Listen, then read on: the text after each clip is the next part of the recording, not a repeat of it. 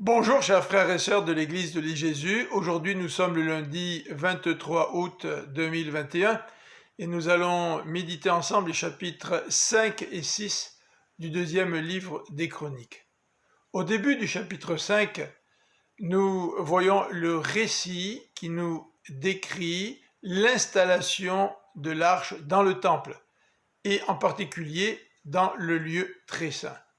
Les versets 13 et 14 nous présentent la gloire de l'Éternel qui remplit le temple au point où les prêtres ne peuvent plus continuer à exercer leur fonction. Le Nouveau Testament nous dit que le croyant est le temple du Saint-Esprit et que le croyant reflète la gloire du Seigneur.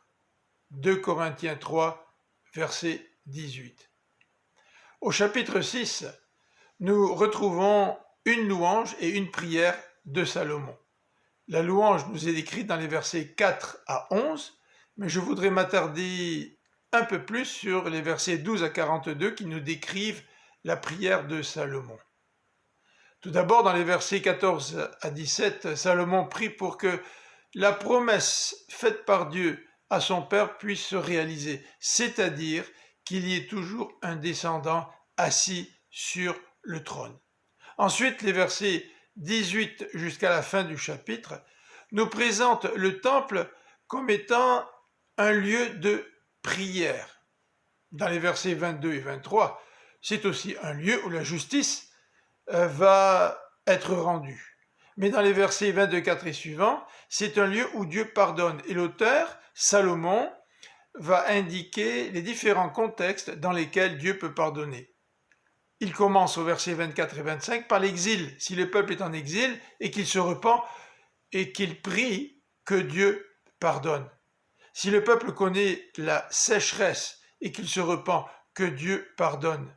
Si dans les versets 28 à 31, le peuple passe par la famine, la peste, si les céréales sont malades, si il fait face à l'invasion des sauterelles et des criquets, si des ennemis assiègent les villes, si le peuple expérimente la maladie ou la souffrance et qu'il prie et qu'il revient à Dieu, qu'il cherche Dieu, que Dieu pardonne. Dans les versets 32 à 35, que Dieu écoute même, dit Salomon, la prière de l'étranger et aussi des combattants du peuple qui sont partis à la guerre loin de leur pays, mais si ces soldats prient en direction du temple, que Dieu puisse entendre leurs prières et leur répondre. Dans les versets 36 à 40, Salomon parle encore de l'exil. Si le peuple se repent, que Dieu puisse écouter et pardonner. En conclusion, dans les versets 41 et 42, Salomon demande à Dieu de venir habiter ce temple.